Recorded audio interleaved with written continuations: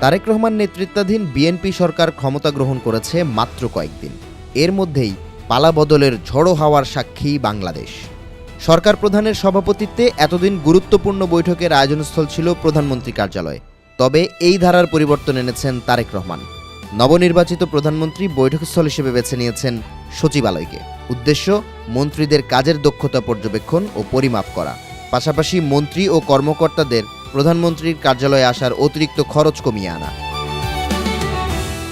তবে জনমনে উৎকণ্ঠা তৈরি করেছে সাপ্তাহিক ছুটির সময় কমিয়ে আনার পরিকল্পনা। নর্থ ইস্ট নিউজের প্রতিবেদন বলছে, শনিবারের ছুটি বাতিল করার পরিকল্পনা করছে সরকার। ফলে শীঘ্রই সাপ্তাহিক কর্মদিবস 5 দিনের পরিবর্তে বেড়ে 6 দিনে উন্নীত হতে পারে। প্রথম রাষ্ট্রীয় বিদেশ সফর হিসেবে বাংলাদেশের সরকার প্রধানরা বেছে নেন ভারত কিংবা চীনকে।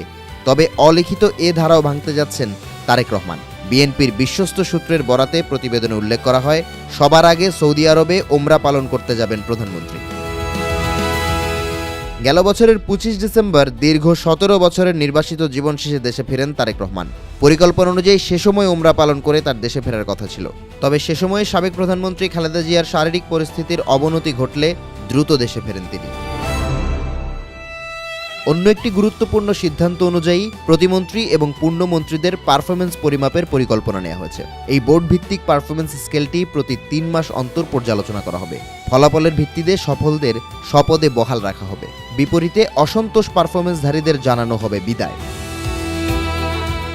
কঠোর সিদ্ধান্তের অংশ হিসেবে ইতোমধ্যেই সশস্ত্র বাহিনীর শীর্ষ পর্যায়ে বড় রদবদল আনা হয়েছে। তবে সূত্র জানিয়েছে, শাসন সংক্রান্ত গুরুত্বপূর্ণ সিদ্ধান্তগুলো খুব দ্রুত না নেওয়ার জন্য পর্যাপ্ত সতর্কতা অবলম্বন করা হচ্ছে। আওয়ামী লীগের রাজনীতিতে প্রত্যাবর্তনের বিষয়ে ধীরে চলো নীতি গ্রহণ করেছেন তারেক রহমান।